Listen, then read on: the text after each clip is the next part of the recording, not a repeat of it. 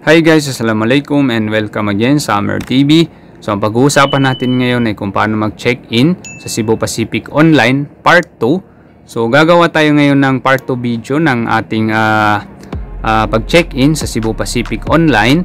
Kasi nag-update kasi si Cebu Pacific guys na 48 hours before our flight saka tayo makakapag-check-in online. So hindi kagaya dati guys na dun sa naunang video natin, so 7 days before our flight saka tayo pwede magpa-check-in online. Okay, so ngayon is nasa 48 hours before our flight saka tayo pwede magpa-check-in. So papakita ko sa inyo kung paano mag-check-in online. So i-open lang natin ito, Cebu Pacific app. Then kunin lang natin yung boarding pass or yung ayan, yung booking number. So kunin lang natin yung booking number guys. Kung hindi nyo hawak ang ticket nyo, so kunin nyo lang itong booking number at saka yung last name ng passenger. Okay, so kung hawak nyo yung ticket nyo guys, so makikita naman dyan yung booking number at saka yung passenger last name. Okay, so after that pupunta tayo dito sa Chrome. Then search lang natin Cebu Pacific Check-in. So yung pinaka first dyan, yan yung siselect natin guys. Okay, so ayan, select lang natin. So ito yung makikita natin ngayon. Okay, okay, so nakalagay naman dyan, so available 40 hours before your flight. Okay, so ayan, ilalagay natin ngayon yung booking reference number or di kaya yung booking number. Okay, so ayan. Then ngayon ilalagay natin dito yung surname or yung last name ng passenger. Okay, so ayan.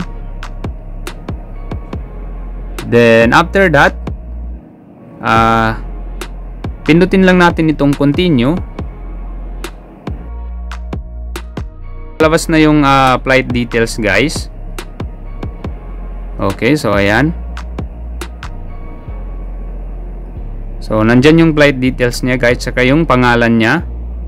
Okay, so makikita rin dito yung time ng pag-alis niya. Okay, so punta lang tayo dito sa ibaba. Pag okay na siya guys, so continue lang tayo. Okay, so ayan. Then punta lang tayo dito sa ibaba.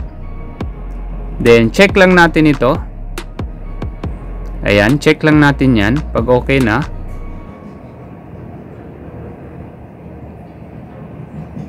Then check in now. Okay, so ayan. Okay, so ayan na yung boarding pass niya guys. So ito na yung boarding pass niya.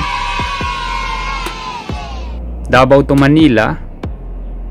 Okay, so ang gagawin natin dito guys is screenshot lang natin. Ayan, kasi yan lang yung ipapakita natin dun sa airport, kasi scan lang nila itong ating QR code. So lalabas na yung flight details natin dun sa computer or dun sa system nila. So ngayon malalaman na rin natin guys kung anong gate tayo at saka yung seat. Okay, then yung sequence. So andyan naman sa ibaba. So ang importante yung boarding time guys. Alam natin yung boarding time natin.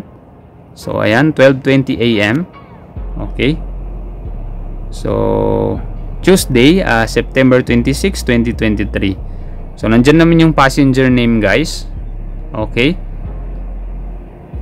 ayan. So again, sana makatulong ito sa inyo.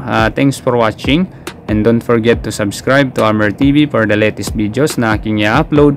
Sukran and wassalam.